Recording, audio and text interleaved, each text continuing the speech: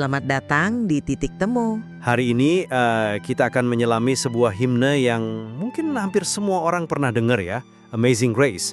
Lagu yang begitu indah tapi cerita di baliknya itu, wah ternyata cukup kompleks. Iya, benar sekali.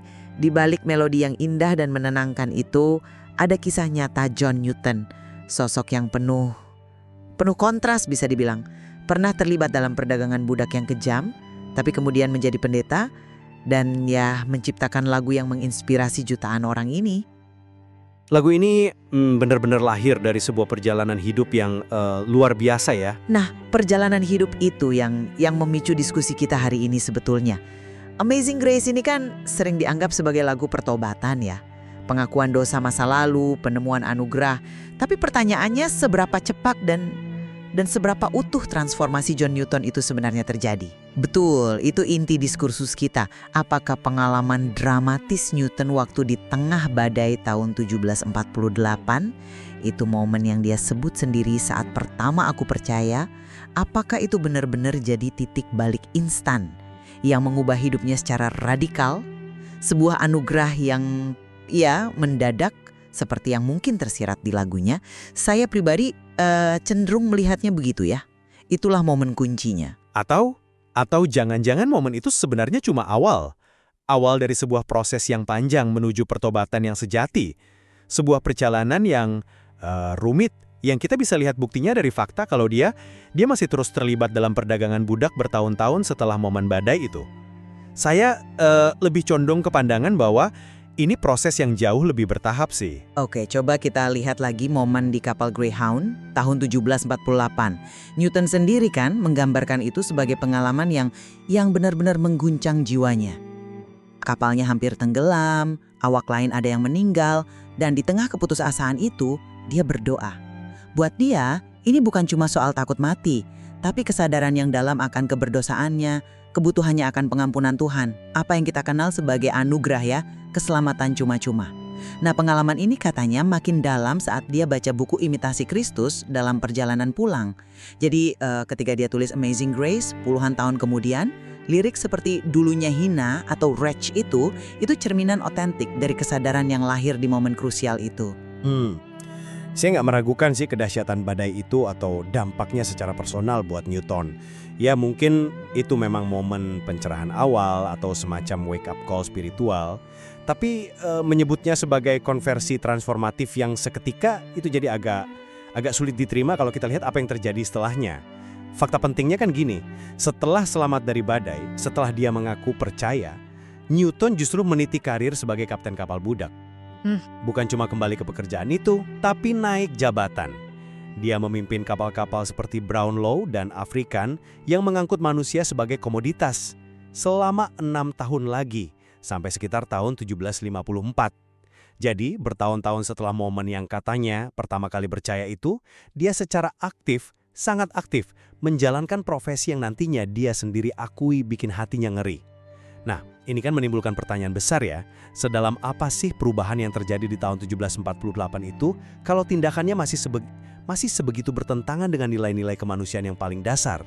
Itu memang sebuah ketegangan yang nyata, dan saya rasa Newton pun ya bergumul dengan itu. Kita nggak bisa pungkiri kalau dia terus bekerja di situ. Tapi coba kita lihat juga konteksnya ya. Pertengahan abad ke-18 itu perdagangan budak masih legal menurut hukum Inggris, bahkan jadi bagian penting ekonomi maritim waktu itu. Ada juga upaya-upaya yang sekarang kita tahu keliru banget untuk mencari pembenaran teologis untuk perbudakan. Nah, Newton sendiri kemudian menulis betapa dia sebenarnya membenci pekerjaan itu.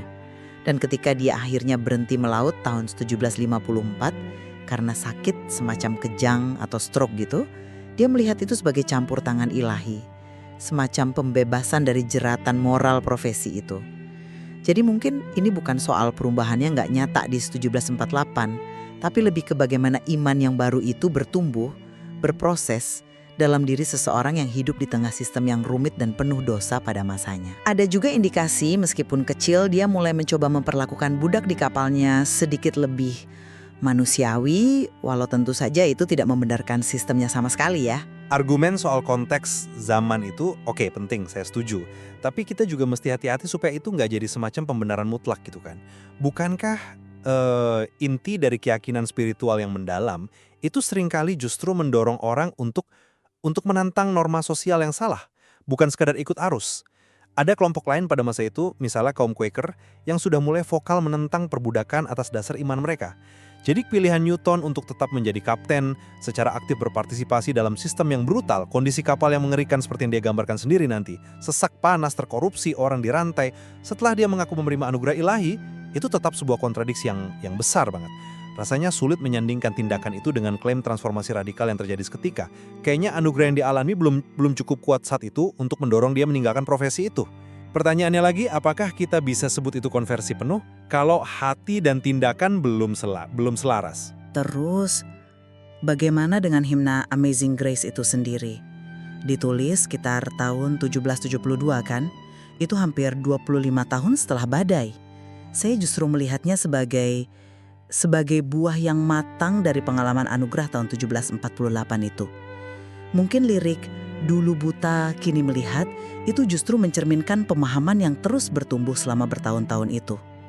Perubahan hati mungkin terjadi di awal, tapi pemahaman penuh dan tindakan nyata ya menyusul kemudian.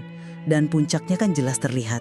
Tahun 1788 dia menerbitkan pamflet yang sangat kuat, Thoughts upon the African Slave Trade, menentang perdagangan budak. Dia juga mendukung muridnya, William Wilberforce, dalam perjuangan panjang menghapus perbudakan yang akhirnya berhasil di tahun kematian Newton, 1807. Penyesalannya yang tulus, mengakui masa lalunya sebagai subjek refleksi yang merendahkan hati, itu menunjukkan bahwa transformasi itu akhirnya lengkap dan akarnya tetap pada anugerah awal yang dia terima di Greyhound. Perubahan di akhir hidupnya memang nyata, itu patut diakui. Peran Newton dalam gerakan abolisionis itu ya penting. Tapi justru jeda waktu yang panjang banget itu, sekitar 25 tahun dari badai ke penulisan himne, dan 40 tahun sampai dia berani menentang secara publik, itu yang menurut saya malah mendukung gagasan bahwa ini proses yang sangat-sangat lambat dan bertahap.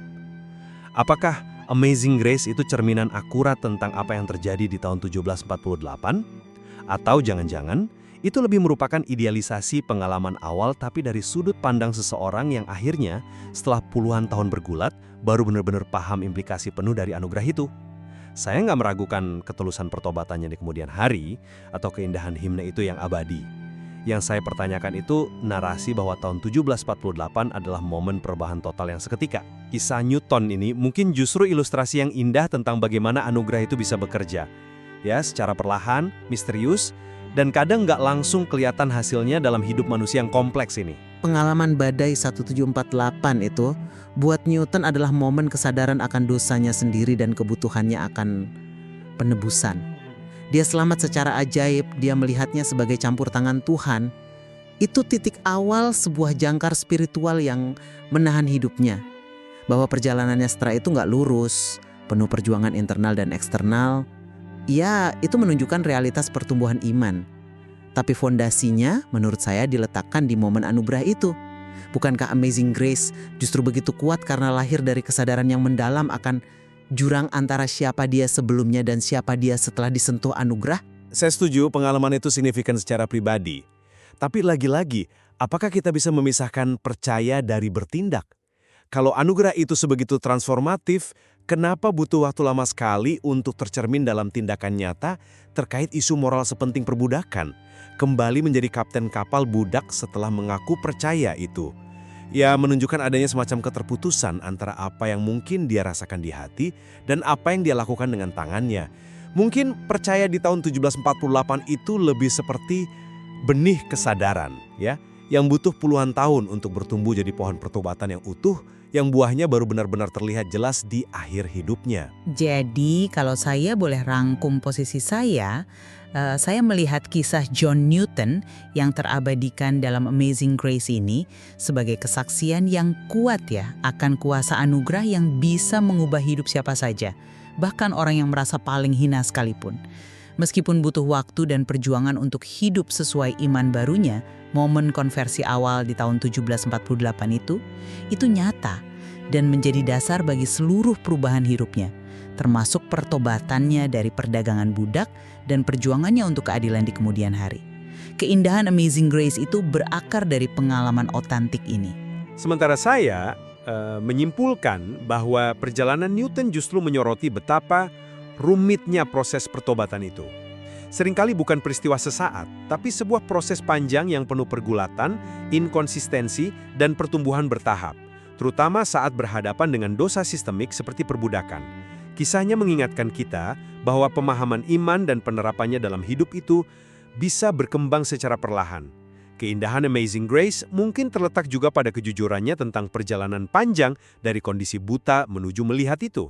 Ya, kita bisa sepakat lah ya bahwa tidak ada jawaban yang mudah atau tunggal untuk mengukur kapan tepatnya transformasi Newton itu terjadi secara penuh. Kisah di balik Amazing Grace ini memang kaya sekali maknanya, tentang dosa, penebusan, pergulatan moral, dan bagaimana keyakinan bisa berevolusi. Benar. Dan yang pasti, himne ini sendiri sudah melampaui kisah hidup penciptanya ya. Amazing Grace telah menjadi lagu harapan, simbol perjuangan untuk keadilan, dan ungkapan kerinduan spiritual bagi begitu banyak orang di berbagai belahan dunia dan lintas generasi. Keindahannya tetap relevan, terlepas dari kompleksitas cerita di baliknya. Kami harap perbincangan ini bisa mendorong Anda semua untuk terus merenungkan kisah ini, makna anugerah, dan mungkin menggali lebih jauh materi yang ada tentang John Newton dan himne yang luar biasa ini.